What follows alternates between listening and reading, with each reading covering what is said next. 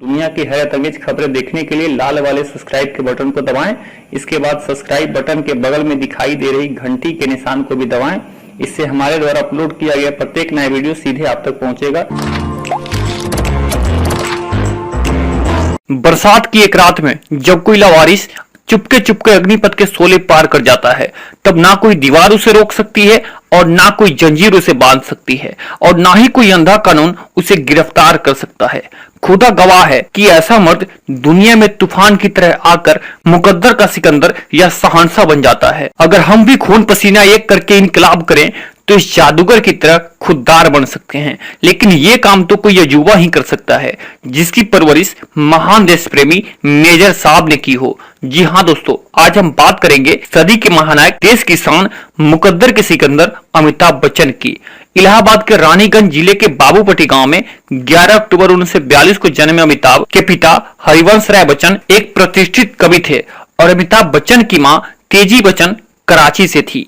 हरिवंश राय बच्चन ने अपने इस लाडले बेटे का नाम स्वतंत्रता संग्राम में प्रयुक्त हुए इनकलाब जिंदाबाद के नारे से प्रेरित होकर इनकलाब रखा था, लेकिन मां तेजी बच्चन को अमिताभ नाम पसंद था, जिसका अर्थ होता है ऐसा प्रकाश जो कभी नहीं बुझेगा। और आज के समय में अमिताभ बच्चन एक ऐसा इनकलाब बन चुके हैं जिसका तेज कभी नहीं बुझने वाला। अमिताभ बच्चन की शुरुआती शिक्षा इलाहाबाद के ज्ञान प्रबोधि स्कूल में हुई। उसके बाद नैनीताल के शेखुट हाई स्कूल में आर्ट में दाखिला लिया और दिल्ली यूनिवर्सिटी के कोरोरीमल कॉलेज में विज्ञान में स्नातक की डिग्री हासिल की। पढ़ाई पूरी करने के बाद कोलकाता के shipping firm word and company में किराया ब्रोकर की नौकरी शुरू की। लेकिन अमिताभ बच्चन का रुझान शुरू से ही एक्टिंग में था।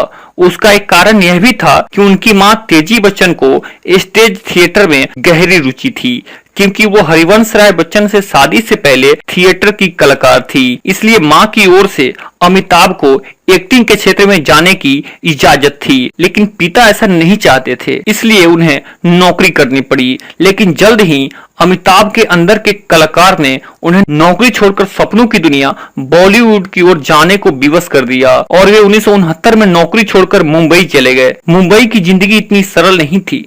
अपने संघर्षों के दौर में जब जेब खाली हो चुकी थी, घर से पैसा मिलना बंद हो गया था और किस्मत के सारे दरवाजे बंद हो चुके थे, तब भी उन्होंने हिम्मत नहीं हारी और संघर्ष करते रहे। 1970 में उन्हें एक फिल्म सात हिंदुस्तानी में सहायक भूमिका में अभिनय करने का अवसर मिला, जिसे उन्होंने बखूबी निभाया। फिल्म फ्लॉप रही, लेकिन अमिताभ बच्चन ने इस फिल्म में अपने छोटे से रोल में ही बहुत बड़ा असर पैदा कर दिया था, जिसकी वजह से उन्हें और भी कई फिल्मों में काम करने का अवसर मिल गया। लेकिन दुर्भाग्य की इस दौर में उनकी सभी फिल्में फ्लॉप हुई। संघर्षों के इस दौर में बॉलीवुड के मशहूर कॉमेडी कलाकार महमूद ने उन्हें सहारा दिया। अमिताभ बच्चन ने 7 साल महमूद के घर में गुजारे। 1971 में उन्होंने आनंद फिल्म साइन की, जिसमें मुख्य भूमिका में थे उस समय के सुपरस्टार राजेश खन्ना। इस फिल्म में अमिताभ एक डॉक्टर की भूमिका में थे जो एक कैंसर पीड़ित नौजवान का इलाज करता है। राजेश खन्ना पर केंद्रित इस फिल्म में अमिताभ बच्चन के लिए ज्यादा कुछ नहीं था, फिर भी उन्होंने आनंद में डॉक्टर के अपने छोटे से किरदार को अविस्मरणीय बना दिया। लगातार फ्लॉप फिल्मों के बाद 1972 में उन्होंने जंजीर फिल्म साइन की, जिसे नवीन निश्चल ने छोड़ दिया था और इस फिल्म ने एक गुमनाम नौजवान को सुपरस्टार के रूप में स्थापित कर दिया। यहीं से शुरू होती है सुपरस्टार अमिताभ बच्चन की असली कहानी। जंजीर की सफलता के बाद अमिताभ बच्चन के पास काम की कोई कमी नहीं रह गई थी। इसी बीच 3 जून 1973 को उन्होंने जंजीर की अपनी हीरोइन जया भादुरी संग शादी की। नमक हराम के लिए अमिताभ बच्चन को पहला अवार्ड मिला। 1975 का वर्ष ऐसा वर्ष था जिसमें उन्होंने 2 फिल्मों में भूमिकाएं की और उन्हें हिंदी सिनेमा जगत में बहुत महत्वपूर्ण माना जाता है। उन्होंने यश चोपड़ा द्वारा निर्देशित फिल्म दीवार में मुख्य कलाकार की भूमिका की, जिसमें इनके साथ शशि कपूर, निरूपा राय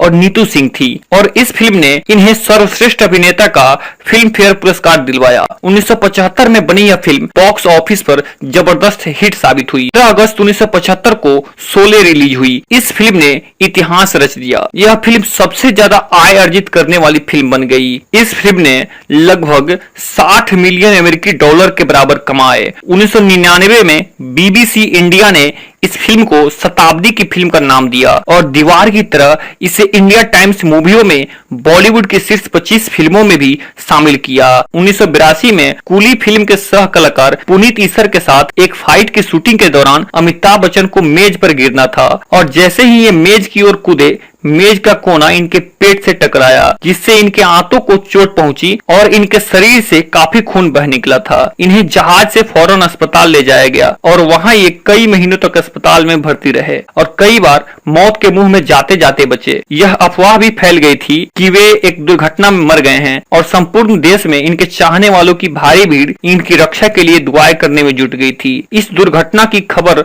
दूर दूर तक फैल गई और यूके के अखबारों की सुर्खियों में छपने लगी। बहुत से भारतीयों ने मंदिरों में पूजा अर्चनाएं की और इन्हें बचाने के लिए अपने अंग अर्पण किए और बाद में जहां इनका उपचार किया जा रहा था, उस अस्पताल के बाहर इनके चाहने वालों की मीलों लंबी कतारें दिखाई देती थीं। एक लंबे अरसे के बाद बच्चन ने पुनः काम करना आरंभ किया।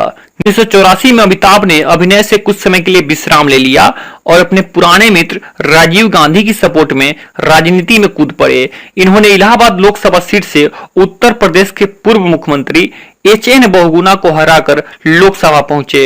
हालांकि इनका राजनीतिक करियर ज्यादा दिन तक का नहीं था। इन्होंने 3 साल बाद ही इस्तीफा दे दिया।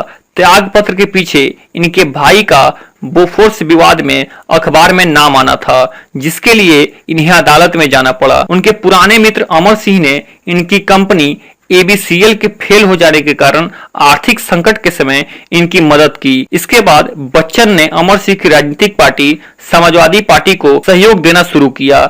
जया बच्चन ने समाजवादी पार्टी ज्वाइन कर ली और राज्यसभा की सदस्य बन गईं। बच्चन ने समाजवादी पार्टी के लिए अपना समर्थन देना जारी रखा, जिसमें राजनीतिक अभियान अर्थात प्रचार प्रसार करना शामिल था। ABCL से हुई बर्बादी ने अमिताभ बच्चन को गहरे आर्थिक संकट में धकेल दिया था, जिससे उबरने के लिए उन्होंने कई बेकार फिल्म भी साइन कर ली। इसी बीच उन्हें कौन बनेगा करोड़पति में होस्ट करने का ऑफर मिला। इस कार्यक्रम को तत्काल बड़ी सफलता मिली। यह माना जाता है कि बच्चन ने इस कार्यक्रम के संचालन के लिए साप्ताहिक 25 लाख रुपए लिए थे, जिसके कारण बच्चन और उनके परिवार को आर्थिक रूप से उबरने में काफी बल मिला। यही थी सदी के महानायक की महागाथा। आज 76 वर्ष की उम्र में भी अमिताभ बच्चन इतने ही युवा लगते हैं जितने कि शोले और जंजीर के समय जय और विजय के रूप में दिखाई देते हैं। उन्होंने अपने अभिनय द्वारा लोगों के दिलों पर राज किया है और आगे भी आने वाली पीढ़ियां उनसे सीखेंगी, क्योंकि अमिताभ बच्चन सिर्फ एक व्यक्ति का नाम नहीं है, बल्कि वे अपने आप में एक यूनिवर्सिटी हैं। दोस्तों, आज के लिए बस इतना ही। अभी तक अगर आपने हमारे चैनल को सब्सक्राइब नहीं किया है तो प्लीज हमारे चैनल को सब्सक्राइब करें और हमारा हौसला बढ़ाएं, ताकि आगे भी इसी प्रकार की रोचक और रहस्यमयी वीडियो हम आपके लिए लेकर आते रहें। मिलते हैं हम अपनी अगली वीडियो में, तब तक के लिए धन्यवाद।